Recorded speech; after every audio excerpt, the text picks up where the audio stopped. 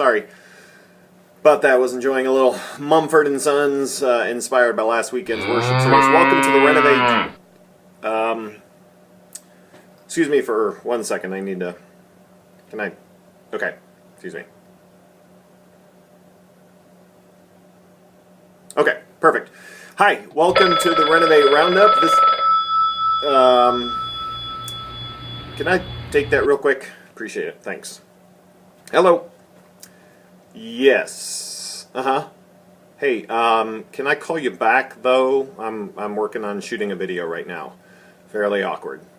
Okay, cool. Thanks. I'll call you back. Bye. All right. Awesome. Where was I? I hadn't even started yet. Welcome to the Renovate Roundup. It's March 6th. My name is Fitz. I'm the senior high pastor at Croix Church, and this is just a weekly wrap-up of things going on in our senior high ministry.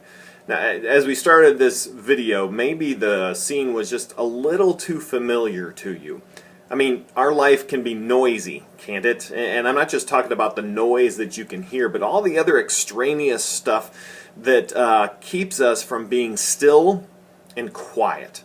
You know, there's this verse in the Bible that says, "Be still and know that I am God." And that is just so hard to do. And if you think it's hard for you to do, try being a teenager. I mean, there was a study a couple years ago that said that the average teenager spends about 7.5 hours a day consuming media. That's things like TV and texting and video games and watching movies and Facebook and Instagram and for the girls out there, Pinterest. And add to that the fact that most teenagers multitask, like they'll be texting their friends while they're doing homework on their computer and the TV is on in the background. It actually works out to over 11 hours a day that they are spending consuming media. Now, this doesn't make them bad people for doing it, but it just means that there's very little margin in their lives where they can be still and quiet and wait and listen to God. Now, recognizing this fact, this past Sunday we talked about Noah and the fact that even though he'd been on the ark for well over a year, he waited until God told him to get off of the ark, even though he already saw that the ground was dry. Now, he was in this really undesirable place in this cramped ark with a lot of stinky animals, including the monkeys who were probably throwing poo at the time. And yet, he trusted God enough that he had his best interest in him, so he waited until God told him to get off of the ark.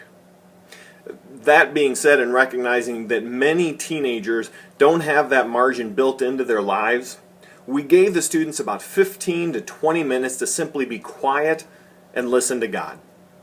And it was nothing short of remarkable. When they actually got quiet, they were able to truly hear from God. I heard from no less than 3 students who felt like God was telling them to be involved in some sort of full-time Christian ministry. Who knows what God was saying to the other students who were there that night at Renovate. It was a great evening for me and for our students. Well, how can you process this with your son or daughter? Rather than giving you some questions to ask them, you can probably come up with some on your own.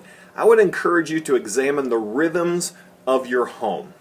Is there margin for quiet so that your child and you can listen to God?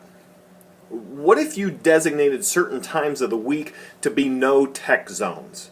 No TV, no radio, no video games, no computers, no cell phones, no nothing. Just conversations or playing board games or quietly reading books. You know, we had the blackout last night and we sat around the fire and made up stories, which was fun for little kids. It might not work with teenagers, but it would be good to have a no tech zone in the week. What if your dinner table was a no cell phone zone? When my family sits down to eat, we don't answer any calls, we don't answer any text messages. And it's great. We just sit and talk and find out about each other's days and laugh with each other.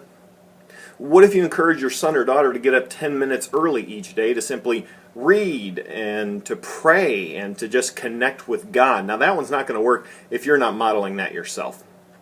So these are just a few ideas to hopefully help you and your family build some margin into your lives and the life of your child so that they can have some quiet in which they can actually hear from God. Actually just one thing that I want to announce to you this week. For those of you whose kids are going on one of our mission trips to either Chicago or Haiti, we're going to be sending out some information real soon, so sit tight. That'll be coming to you in the next week or two. That'll have some more information and dates and things like that. So thanks for watching the Renovate Roundup. Sure appreciate you checking this out. Have a great week. We'll see you next time. Bye. Now, where is that music? Yes. There we go. All right. See you. Bye.